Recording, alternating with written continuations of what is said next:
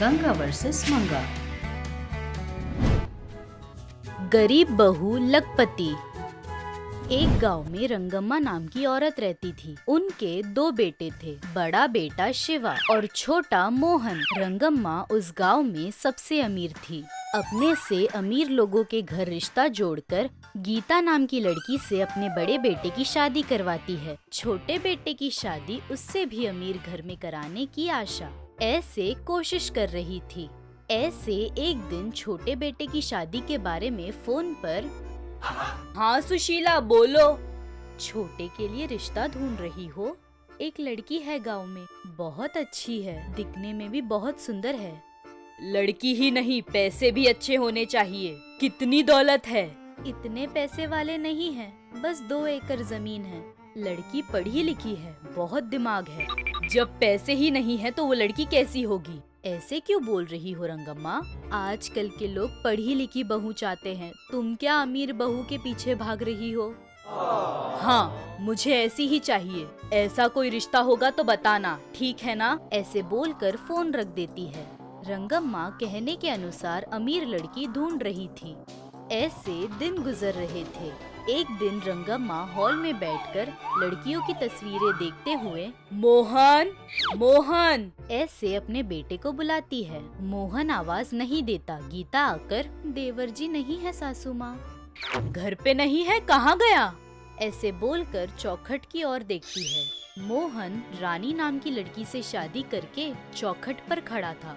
वो देखकर रंगम्मा चौंक जाती है। मोहन घर के अंदर कदम रखते ही, वहीं रुक जाओ, ऐसे जोर से चिल्लाती है। मोहन चौखट पर खड़े होकर देख रहा था। तुमने जिस लड़की से शादी की है उसके पास कितनी दौलत है, पहले वो बताओ।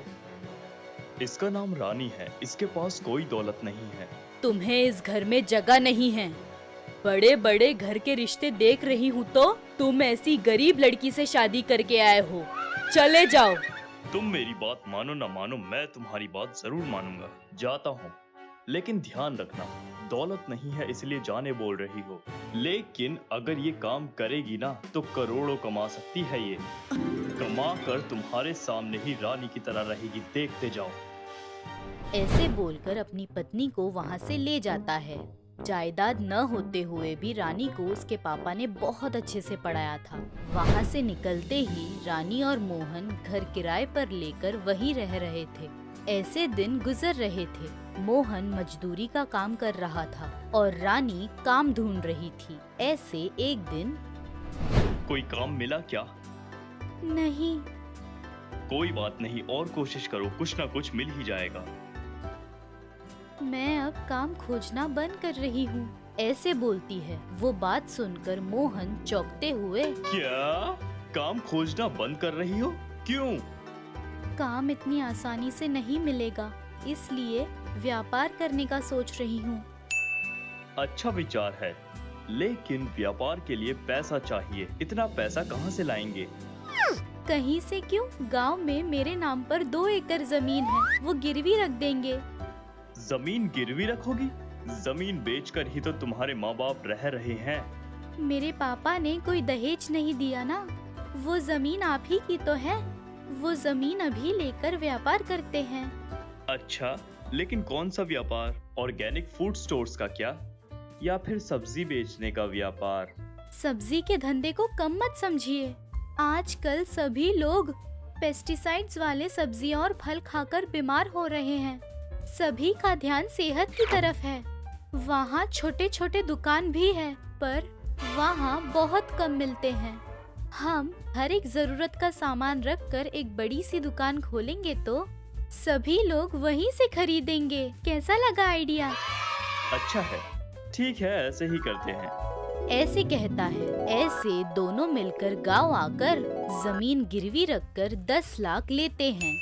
उन पैसों से एक कॉम्प्लेक्स किराए पर लेकर बगल में जैविक व्यापार करने वाले बाजार में जाकर सभी प्रकार की फसलें लेकर दुकान में रखकर बेच रहे थे।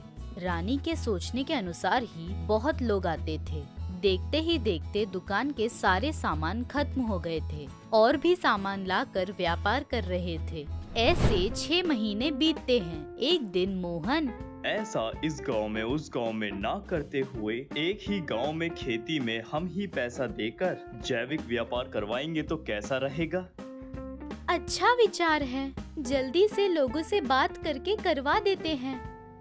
ऐसे सोचते हैं। सोचने के अनुसार एक किसान से बात करके सभी प्रकार की फसलें उगवाते थे। ऐसे दिन गुजर रहे थे। रानी की सारी फसलें उग गई। ऐसे, सुनिए जी, हमारे व्यापार को बढ़ाने का वक्त आ गया है।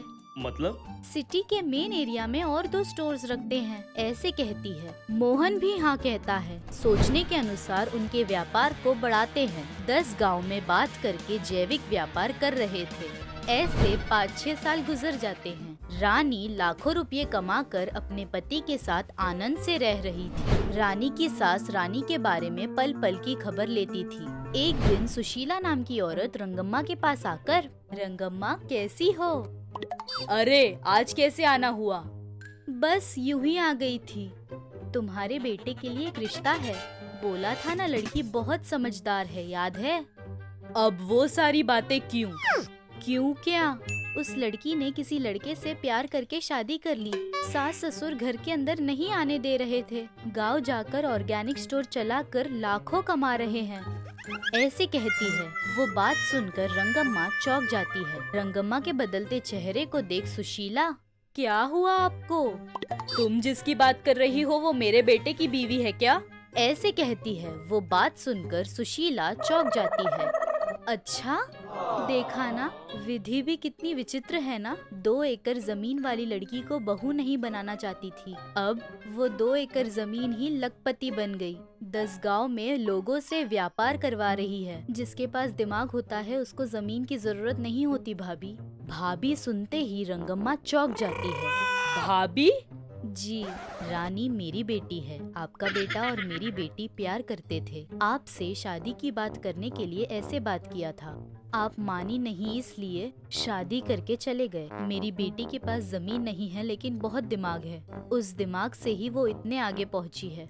अभी तो पैसे का पागलपन छोड़कर बहू बेटे को घर बुलाइए। किस मुंह से बुलाऊं उन्हें? अभी बुलाऊंगी तो बहू के पास पैसे आए इसलिए बुलाया, ऐसे सोचेंगे। ये सुनना मुझे पसंद नहीं। जहाँ कहीं भी है खुश है ना, बस रहने दीजिए।